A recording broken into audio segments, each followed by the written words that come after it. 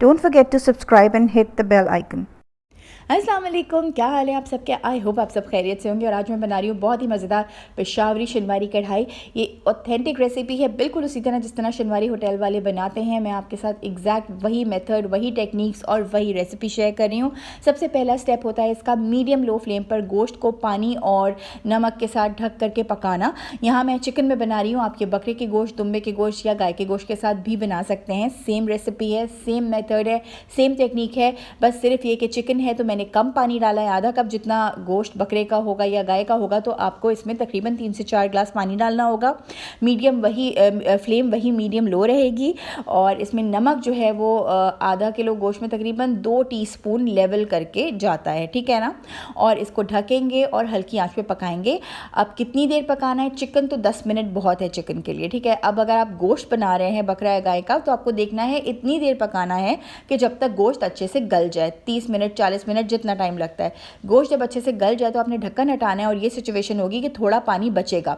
जब थोड़ा पानी बचा हुआ उसी पानी में आपने ऐड कर देना है तेल या घी। मैंने तकरीबन 3/4 कप जितना इसमें तेल ऐड किया है, आप घी में भी बना सकते हैं। उसके बाद इसमें इस तरह से उल्टे करके टमाटर को आधा काट के इस तरह उल्टा करके रखेंगे और यही जो पानी कढ़ाई में बचा हुआ है गोश्त का, उसी पानी में इसको ढक कर स्टीम पर 5 से 7 मिनट टमाटर गलने देंगे और टमाटरों को करेंगे छिलका अलग। ये मेरा सबसे पसंदीदा काम है, मुझे बड़ा मज़ा आता है करने में। जो कढ़ाई वाले करते हैं, चिमटे से पकड़ के टमाटरों को स्क्वीज़ करेंगे, उसका पल्प गिर जाएगा नीचे और छिलका ऊपर आ जाएगा। छिलके आपने कर देने हैं डिस्कार्ड।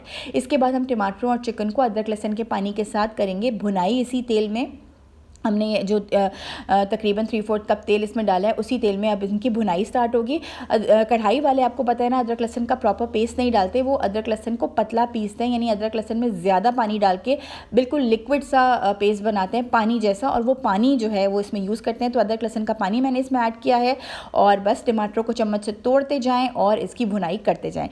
इन कढ़ाइयों में, शिनवारी कढ़ाई में स्पेशली कोई ज़्यादा मसाले नहीं होते, सिर्फ नमक काली मिर्च होता है और सारा का सारा जायका इसमें भुनाई का आता है, लोहे की कढ़ाई का।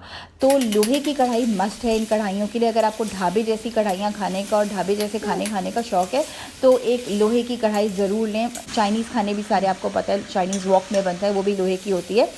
तो नॉनस्टिक कढ़ाई में एक तो ये कि जब आप चम्मच से इस तरह इसको कटाकट करेंगे तो आपकी कढ़ाई नॉनस्टिक तो बिल्कुल ख़राब हो जाएगी और प्लस वो जायका भी नहीं आएगा। तो अच्छी तरह भुनाई करने के बाद जब पानी अच्छा खुश्क हो गया तो इसमें अदरक के जूलियंस डाले हैं और बड़ी वाली हरी मिर्चों को लंबा लंबा काट कर बीज के साथ ही इसमें डालकर मज़ीद भुनाई की है।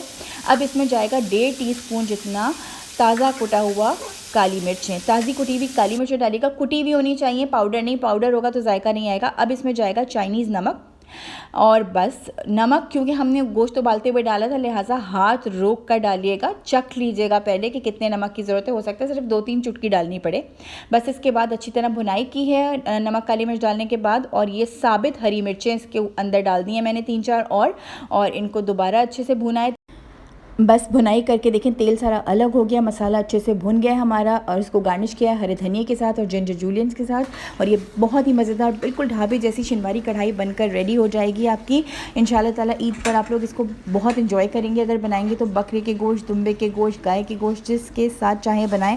और सबके घर में कोई ना कोई ऐसे मेम्बर्स ज़रूर होते हैं जो कुर्बानी का गोश्त नहीं खाते, तो आप इसको चिकन में भी बना सकते हैं। ये इक्वली मज़ेदार बनेगी। रेसिपी ज़रूर ट्राई कीजिएगा, मुझे अपना फ़ीडबैक दीजिएगा और चैनल को याद से सब्सक्राइब करिएगा क्योंकि मैं अभी और बहुत सारी इंशाल्लाह नई रेसिपीज़ अपलोड करने वाली हूँ। अपना ख्याल रखिएगा। अल्लाह हाफ़िज़।